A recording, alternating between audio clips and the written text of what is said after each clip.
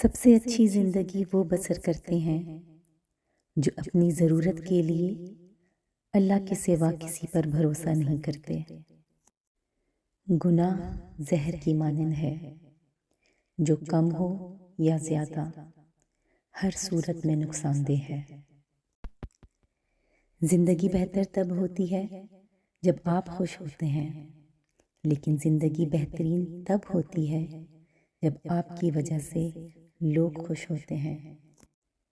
इंसान सब कुछ भूल सकता है सिवाय उन लम्हों के जब उसे अपनों की ज़रूरत थी और वो दस्तयाब नहीं थे।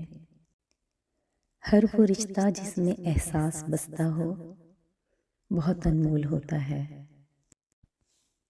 जब आपसे कोई मदद मांगे तो ये सोच लें कि उसने आपसे पहले अपने रब से मदद मांगी थी और रब ने उसे आपका बता दिया। अपने हिस्से का काम किए बगैर दुआ पर भरोसा करना हमाकत है और अपनी मेहनत पर भरोसा करके दुआ से गुरेज करना तकब्बुर है।